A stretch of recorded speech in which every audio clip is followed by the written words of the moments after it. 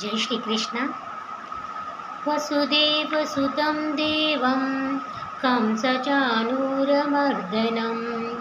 देवकी परमानन्दं कृष्णं वन्दे जगद्गुरुम्। ॐ श्रीपरमात्मने नमः।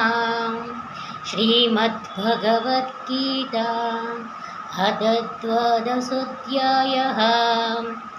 अर्जुन उवाच एवं सततयुक्ता ये भक्ताः स्वां पर्युपासते ये चापक्षरमव्यक्तान् तेषां के योगवित्तमः। श्रीभगवानुवाच मय्या वेशमयो ये मान् नित्ययुक्ता उपासते श्रद्धया पर्योपेतास्तमेव युक्ततमामताः। एतापक्षरमनिर्देशम् अव्यक्तं पर्युपासते सर्वत्र गमतीत्यं च कूटस्थलचलं मलं ध्रुवम् सन्निमेयन्द्रनिक्रामं सर्वत्र समबुद्धयः त्रे प्राप्नुवन्ति मामेवां सर्वभूतहिते ततः।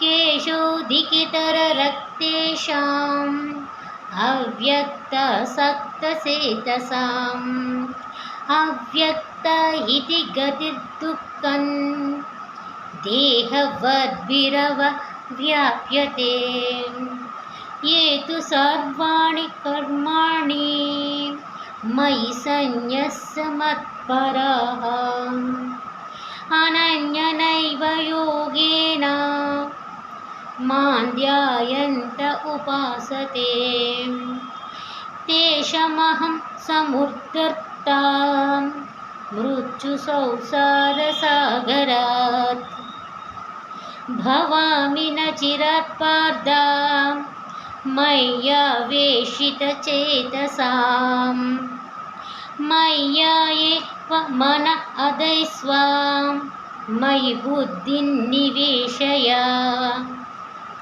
निवश्यसि मय्येव अत ऊर्ध्वं न संशयः।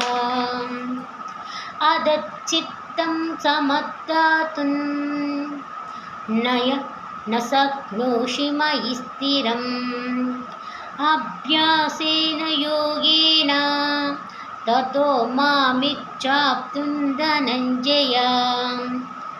अभ्यासेभ्य समर्थोऽस्ति मत्कर्म परमो भव मदर्थं कर्माणि पूर्वाणि सिद्धिमवाप्स्यसि अद्वैतदप्यशक्तोऽसि कर्तुं मध्यगमाश्रितः सर्वकर्मफलत्यागं ततः कुरु यथात्मवान् श्रेयो हि ज्ञानमभ्यासात् ज्ञानानन्दं विशिष्यते ध्यानात् कर्मफलत्यागाच्च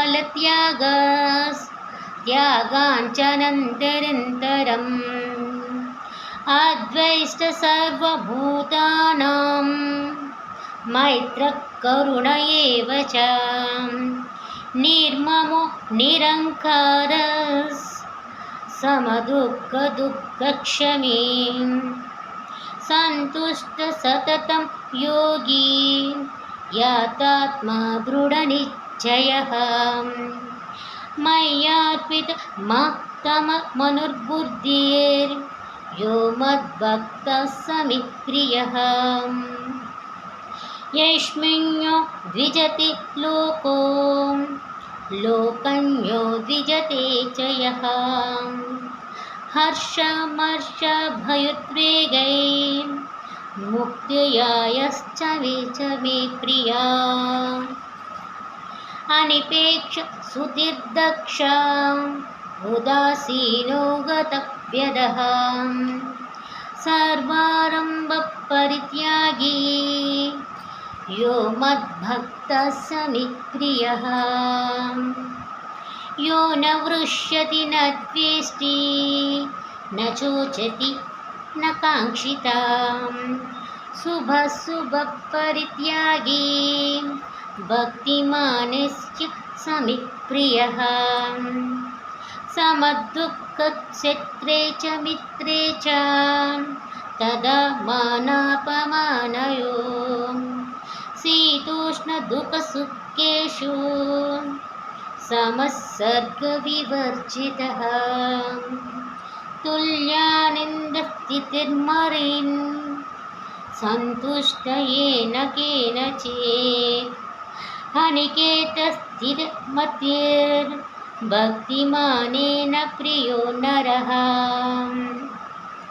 तुल्यानन्दस्तुतिर्मौर्निं सन्तुष्ट येन केनचित् अनिकेतस्थितिर्मतिर्भक्तिमानेन प्रियो नरः ये तु धर्म्यमिदं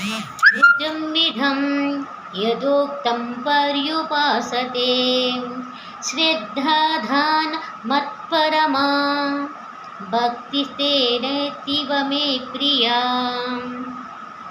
ॐ तत्सदिति भगवद्गीतासु उपनिषत्सु ब्रह्मविद्यायां योगशास्त्रे श्रीकृष्ण अर्जुन संवादे भक्तियोगो नाम 12ोऽध्यायः सर्वं श्रीकृष्णार्पणमस्तु। ॐ शान्ति।